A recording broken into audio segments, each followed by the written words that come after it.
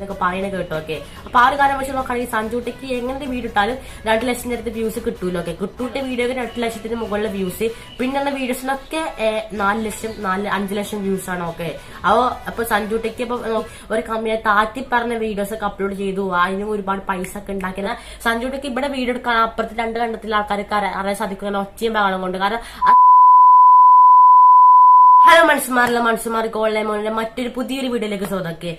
അപ്പൊ today we are discussing about how to make money from YouTube negative reach. Okay, അതായത് യൂട്യൂബിൽ negative റീച്ചിലൂടെ എങ്ങനെ പൈസ സമ്പാദിക്കാമെന്ന് നോക്കാമോളൊക്കെ.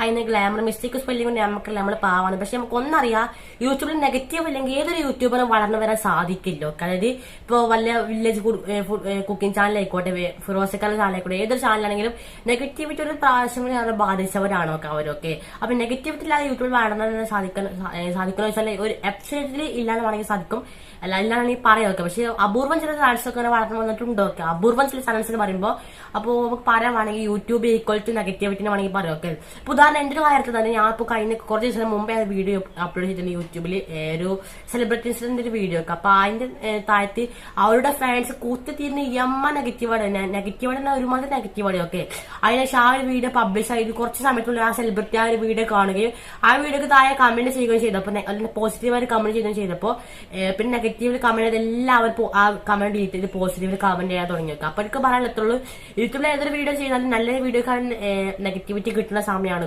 ഇപ്പൊ. ഓക്കെ, വളരെ സന്തോഷമാണ് എന്നെ സംബന്ധിച്ചിടത്തോളം. ഓക്കെ, പക്ഷെ ഇതിൽ ഒരു കാര്യത്തിന് ചില ആൾക്കാർക്ക് അത് സന്തോഷമല്ല. കാരണം വെച്ചാൽ അത്യാവശ്യം ഇമ്പോർട്ടന്റ് ആയ ഒരു കാര്യം പറഞ്ഞ സമയത്ത് ഒരുപാട് നെഗറ്റീവ് വന്നാൽ ആൾക്കാർക്ക് കുറച്ചൊക്കെ കളിപ്പ് വരുന്ന സമയമാണ്. ഞാൻ പറഞ്ഞ വേറെ എന്താണ് സഞ്ജുടെക്കിന്റെ ഇഷ്യൂസ് തന്നെയാണ്. ഓക്കെ, ഇപ്പൊ സഞ്ജുടെക്കിന്റെ ഇഷ്യൂസ് ആണെങ്കിൽ ഇപ്പൊ നോക്കുകയാണെങ്കിൽ ഇപ്പൊ അടുത്ത സഞ്ജുടെക്ക് ഒരു കമ്മിയെ താറ്റി പറഞ്ഞ വീഡിയോസ് ഒക്കെ അപ്ലോഡ് ചെയ്തു, അതിനും ഒരുപാട് പൈസ ഒക്കെ ഉണ്ടാക്കിയെന്നൊക്കെ പറയുന്നത് കേട്ടോ. ഓക്കെ, അപ്പൊ ആ ഒരു കാര്യം വെച്ച് നോക്കുകയാണെങ്കിൽ സഞ്ജുടെക്ക് എങ്ങനത്തെ വീഡിയോ ഇട്ടാലും 2 ലക്ഷത്തിന്റെ അടുത്ത് വ്യൂസ് കിട്ടൂല. ഓക്കെ, 2 ലക്ഷത്തിന്റെ അടുത്ത് വ്യൂസ് എങ്ങനെയാണ് കിട്ടില്ല ആദ്യമൊക്കെ. പക്ഷെ ഇപ്പൊ ആ ടാറ്റ സഫാരിന്റെ ഒരു ഇഷ്യൂസ് വന്നപ്പോ പിന്നെ ഏത് വീഡിയോ ആ ഇട്ട വീഡിയോക്ക് 2 ലക്ഷത്തിന് മുകളിലെ വ്യൂസ്, പിന്നെയുള്ള വീഡിയോസിനൊക്കെ 4 ലക്ഷം 5 ലക്ഷം വ്യൂസ് ആണ്. ഓക്കെ, പിന്നെ ഒരുപാട് മനസ്സിലായിട്ടില്ല, എന്റെ ഇഷ്യൂ മനസ്സിലായിട്ടില്ല. ഇഷ്യൂ മനസ്സിലാക്കുന്നതിന് മുമ്പ് എന്റെ ഇഷ്യൂ മനസ്സിലാക്കില്ല. കാരണം ഇപ്പൊ ഞാൻ പനിച്ചിട്ടും ജലദോഷത്തിലാണ് വീഡിയോ ചെയ്യണം. ഒക്കെ എന്റെ മൂക്കൊക്കെ ചുവന്നിരിക്കലും കാണാൻ സാധിക്കും. ചുവന്നിരിക്കണം കാണാൻ സാധിക്കാത്തതെന്ന് വെച്ചാൽ എന്റെ വീട്ടിൽ വെക്സ് തീർന്നു പോയതുകൊണ്ടാണോ. ഓക്കെ, അല്ലെങ്കിൽ എന്റെ മൂക്ക് ചുവന്നിരിക്കും, നിങ്ങൾക്ക് മനസ്സിലാവും ജലദോഷമാണ് മനസ്സിലാവും. അപ്പൊ എന്നിട്ട് ഞാൻ വീഡിയോ ചെയ്യുന്നത്. അപ്പോൾ ജസ്റ്റ് ഒന്ന് ലൈക്ക് അടിച്ച് സപ്പോർട്ട് ചെയ്യുക. കാരണം ഒരു ലൈക്ക് ചോദിക്കുന്നു ഗൈസ്. സബ്സ്ക്രൈബ് ചെയ്തിട്ടില്ലെങ്കിൽ ഒരു കുഴപ്പം, ലൈക്ക് തന്നെ സപ്പോർട്ട് ചെയ്യും. ഓക്കെ, അപ്പൊ ഗൈസ് ഞാൻ വീഡിയോ ഇട്ടിറങ്ങാം. ഒരുപാട് വീഡിയോ കണ്ടായിരിക്കുന്നു. കണ്ടവരുണ്ടെങ്കിൽ കാണാറുണ്ടെങ്കിൽ ഒന്ന് കണ്ടു നോക്കാം, ഒന്ന് ഇരുന്ന് കാണാൻ ഗൈസ്. അത്രയും ബുദ്ധിമുട്ടിയിട്ട് വീഡിയോ ഇറങ്ങുക ഗൈസ്. നമ്മളൊന്നും സംഘടനകൾക്കും കാണണ്ടില്ല ഗൈസ്. ഓക്കെ, നമുക്ക് ഇഷ്യൂസ് ഒക്കെ വരും ഗൈസ്. ഞാൻ റീച്ചൊക്കെ കയറും ഗൈസ്. ഓക്കെ, നമുക്ക് ആദ്യം വീഡിയോ കാണാം ഗൈസ്. ഓക്കെ, എന്റെ സ്വപ്നത്തിൽ പോലും ഞാൻ വിചാരിച്ചില്ലായിരുന്നു. പിന്നെ എങ്ങനെയൊക്കെ ഞാൻ പൈസ ഒക്കെ കൂട്ടിയെടുത്ത് 28 ലക്ഷം മുടക്കി ഒരു വണ്ടി വാങ്ങിയിട്ട് ഈ ഒരു അവസ്ഥ എന്ന് പറഞ്ഞാൽ 4000 കിലോമീറ്റർ പോലും ആയില്ല. വണ്ടിയുടെ സ്റ്റിയറിംഗ് ഇരിക്കുമ്പോൾ ഭയങ്കര സൗണ്ട്. അപ്പോൾ നമ്മുടെ ഒരു കൂട്ടുകാരൻ മെക്കാനിക് ഉണ്ട്. അപ്പോൾ അവൻ അപ്പം തന്നെ പറയടാ ഇത് വണ്ടി സീനാണ്, വണ്ടിയുടെ എന്താണ് സ്റ്റിയറിംഗ് ബോക്സ് അല്ല സ്റ്റിയറിംഗ് പമ്പ് എന്തോ കംപ്ലൈൻറ്റ് ആണെന്ന് പറയും. ഞാൻ അപ്പം തന്നെ ഷോറൂം കൊണ്ട് കാണിച്ചു. അപ്പോൾ അവർ പറഞ്ഞാൽ ശരിയാണ്, ഇത് കംപ്ലൈൻറ്റ് ഉണ്ട്, അപ്പോൾ പുതിയ പാർട്സ് ഒക്കെ ഓർഡർ ചെയ്യാമെന്ന് പറഞ്ഞു. അത് പാർട്സ് ഒക്കെ ഓർഡർ ചെയ്ത് അവർ വരുത്തി. ഞാൻ വണ്ടി കൊടുത്ത് ഒരു 2-3 ദിവസം എടുത്ത് കിട്ടിക്കഴിഞ്ഞിട്ടും ഗൈസ് സെയിം അവസ്ഥ. ഒരു ചെറിയ സാധനം പോലും മാറിയിട്ടില്ല. എങ്ങനെയാണ് വണ്ടി കൊടുത്താൽ, ഏത് ഡിഫക്റ്റിലാണ് വണ്ടി കൊടുത്താൽ അതേ സെയിം ഡിഫക്റ്റ് എനിക്ക് തിരിച്ചിട്ടിരുന്നു. എന്ന് പറഞ്ഞാൽ എനിക്ക് തോന്നുന്നു അവർക്ക് റെഡിയാക്കാൻ അറിയാമില്ല. അവിടെയുള്ള ആൾക്കാർ ക്വാളിഫൈഡ് പോലും ഇല്ല. ഒരു കേണ അറിയാമല്ലോ വണ്ടിക്കകത്ത് വണ്ടി എങ്ങനെ റെഡിയാക്കണം, എന്തുകൊണ്ട് വണ്ടിയുടെ പ്രോബ്ലം, എങ്ങനെ ഒരു സൊല്യൂഷൻ കണ്ടുപിടിക്കണമെന്ന് NCC ആൾക്കാർക്ക് അറിയാമില്ല. കുറേ ആൾക്കാർ എന്നോട് പറയായിരുന്നു ഇതിനു മുമ്പ് ഇതല്ല ടാറ്റ വണ്ടി എടുക്കില്ല, അവരുടെ സർവീസ് മോശമാണ്. ഞാനത് കുഴപ്പമില്ലായിരിക്കുന്നു. ബട്ട് ഗൈസ് വൺ ഷോ ആണ്, പ്രത്യേകിച്ച് NCS മോട്ടോഴ്സ് അവർ നല്ലപോലെ നോക്കി തരേണ്ട ഒരു വണ്ടിയായിരുന്നു. അപ്പോൾ എനിക്ക് കിട്ടിയപ്പോൾ തന്നെ ആദ്യം ഞാൻ പറഞ്ഞല്ലോ സ്റ്റിയറിംഗ് പമ്പിൻ്റെ അതെന്തോ കുഴപ്പമാണെന്ന് പറഞ്ഞിട്ട് അവർ പാർട്സ് പുതിയ മാറി. എന്നിട്ട് അത് റെഡി ആയില്ല. അന്നപ്പോൾ ഞാൻ പിന്നെ അവരോട് പറഞ്ഞു ഇതെന്തോ ഇത് റെഡി ആയില്ലല്ലോ. അവർ പറയും എന്നോട് 500 കിലോമീറ്റർ ഓടിക്കുമ്പോൾ അത് റെഡി ആയിക്കോളും, അതിനകത്ത് എയർ ബബിൾ ഏതാണ്ടുണ്ട്. ഗൈസ് നമ്മളൊരു സാധനം ഒരു ഷോറൂമിൽ ഒരു സാധനം കംപ്ലൈൻറ്റ് റെഡിയാക്കി കൊടുക്കാൻ ഒരു കംപ്ലീറ്റ് റെഡിയാക്കിയിട്ടാണ് നമ്മുടെ കൈ തരേണ്ടത്. ഇത് ഒരു കംപ്ലീറ്റ് റെഡിയാക്കേണ്ടത് ഇത് റെഡി ആയിക്കോളും. ഇതെന്ത് കോപ്പിലത്തെ പരിപാടിയാണ്. അപ്പോൾ കഴിഞ്ഞ ദിവസം എൻ്റെ ഒരു വീഡിയോ ഞാൻ ഈ സാധനം പറഞ്ഞായിരുന്നു, ഇപ്പോഴും റെഡി ആയിട്ടില്ല. അപ്പോൾ കഴിഞ്ഞ ദിവസം ഒരു സാറേ അടുത്ത ദിവസം റെഡിയാക്കി തരാം, പാർട്സ് കറക്റ്റായിട്ട് പ്രോപ്പർട്ടി ചെക്ക് ചെയ്യാൻ ഞാൻ ഓക്കെ സെറ്റാക്കാന്ന് പറഞ്ഞിരിക്കുകയാണ്. ഗൈസ് ഇത് ഇന്നലെ രാത്രി നടന്ന സംഭവം. വന്നിട്ട് വണ്ടി ഓടിക്കേണ്ടി പോകും. ഇടയ്ക്ക് വെച്ച് വണ്ടി ഒന്ന് നിർത്തിയിട്ട് പിന്നെ വണ്ടി എടുക്കാൻ പറ്റില്ല, വണ്ടി സ്റ്റാർട്ടാണില്ല, വണ്ടി സ്പീഡിൽ പോകണില്ല. ഇപ്പോഴും വണ്ടി സ്പീഡിൽ പോകത്തില്ല, 40 കിലോമീറ്റർ മോളിൽ പോകത്തില്ല. അത് രാവിലെ ആകുമ്പോൾ റെഡി ആയിരിക്കുന്നു. എപ്പോഴാ ഒരു മാറ്റമില്ല, വണ്ടി വൺ ഷോ ആണ്. നമ്മൾ ഇന്ന് പിടിച്ചേ കുഞ്ഞു കളിയല്ലേ ഇവന് 28 ലക്ഷം രൂപ മുടക്കി ഒരു മാസം പോലും ആകാതെ വണ്ടിയായാലും രണ്ടാമത്തെ കംപ്ലൈന്റ്, അതും ഭയങ്കര രീതിയിൽ. എന്തായാലും അതിനെതിരെ കേസ് കൊടുക്കണം. കാരണം ഇത് രണ്ടാമതൊരു ഓപ്ഷൻ ഇല്ല. ആഗ്രഹത്തോടെ മേടിക്കുന്ന വണ്ടിയാണ്. ഞാൻ വണ്ടി ഒന്ന് സ്റ്റാർട്ടായി കാണിച്ചാൽ നിങ്ങൾ അതിന്റെ സൗണ്ട് ഒന്ന് ശ്രദ്ധിച്ചു.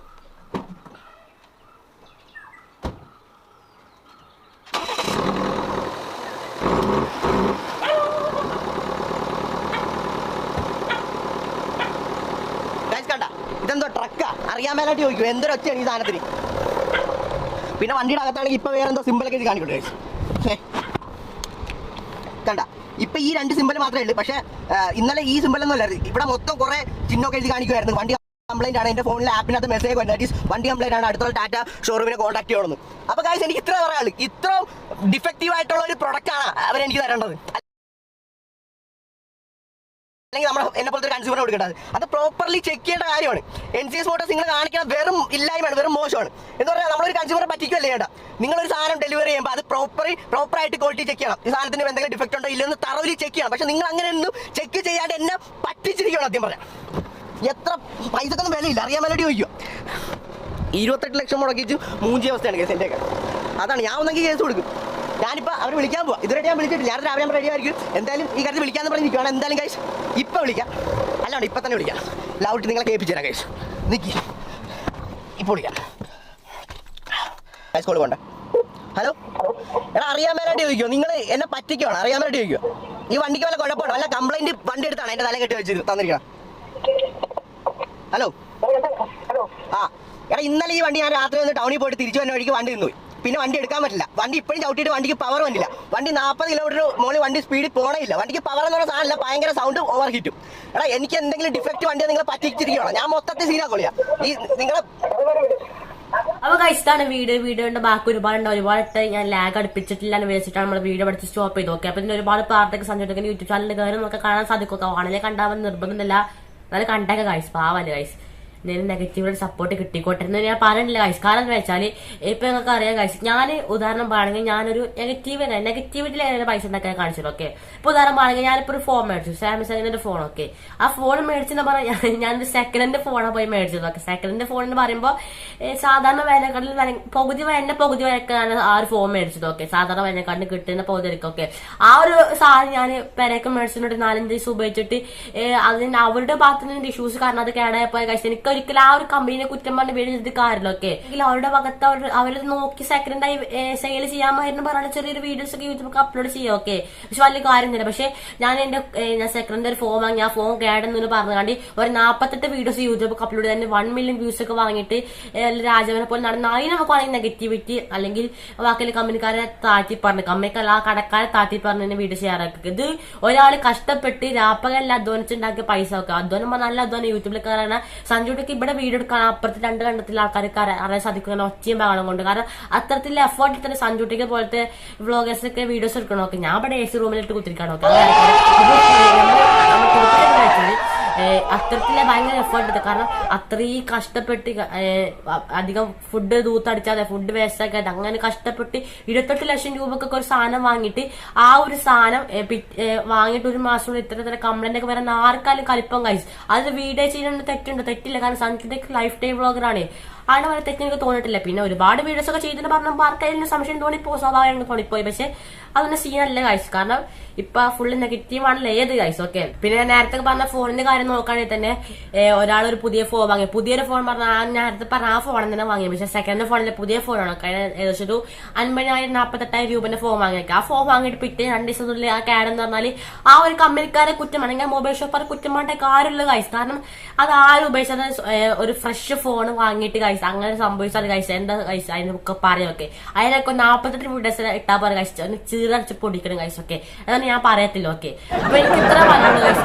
ദാറ്റ് ഈസ് നോട്ട് നെഗറ്റിവിറ്റി ആരും എടുക്കണം. നെഗറ്റിവിറ്റിക്ക് നിങ്ങൾക്ക് തന്നെ നെഗറ്റീവായിട്ട് കമന്റ് ചെയ്യാനുള്ളവർക്ക് ഞാൻ പറയാം, നിങ്ങൾക്ക് യൂട്യൂബിൽ ഒരുപാട് വീഡിയോസ് ഉണ്ട്. അതായത് വെറുതെ പോണവനെ പടിലേക്കിട്ട് പെട്ടി താഴ്ത്ത,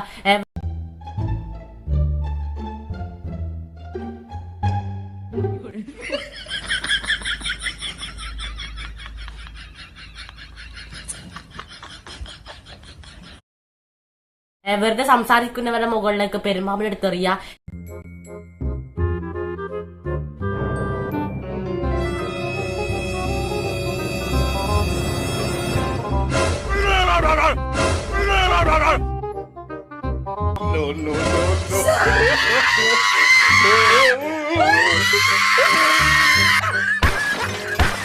ഇനിയിപ്പോ മലയാളത്തിൽ തന്നെ കുറ്റം പറയണേ, മലയാളത്തിൽ ഒരുപാട് വീഡിയോസ് ഉണ്ട്. മൊബൈലിൽ പോയി അനിയത്തിനെ ചട്ടിലിട്ട് വർക്കോക്കാൻ ഒരുപാട് വീഡിയോസ് ഉണ്ട്. അപ്പൊ അതൊക്കെ പോയി വേണമെങ്കിൽ അതിനൊക്കെ നെഗറ്റീവ് അടിച്ച് എനിക്ക് യൂട്യൂബിൽ നല്ല വീഡിയോസ് വേണം നെഗറ്റീവ് അടിക്കണമെന്നുണ്ടെങ്കിൽ, നല്ല വീഡിയോസ് നെഗറ്റീവ് ചെയ്യണമെന്നുണ്ടെങ്കിൽ ഇവിടെ നെഗറ്റീവ് ചെയ്തോളൂ. കമന്റ് ബോക്സ് വേണമെങ്കിൽ കേൾക്കാം. ഇനി എന്റെ ഒപ്പീനിയൻ മാത്രമാണ്, ഞാൻ ആരെയും താഴ്ത്തിക്കിട്ടാൻ വേണ്ടി നെഗറ്റീവ് വെക്കാൻ വേണ്ടി നല്ല വീഡിയോസ് ചെയ്തത്. That is my opinion. Okay, വീണ്ടും ഗ്ലാമർ മിസ്റ്റേക്ക് ഒന്നും അറിയില്ല. That is my opinion. എന്റെ വീഡിയോ ഇഷ്ടപ്പെട്ട ലൈക്ക് ചെയ്ത് സബ്സ്ക്രൈബ് ചെയ്യണം. ഓക്കെ, ലൈക്ക് ചെയ്താൽ മതി, സബ്സ്ക്രൈബ് ചെയ്യാൻ വലിയ നിർബന്ധമില്ല. Bye bye bye bye, love you all. Okay, bye bye, see you, by.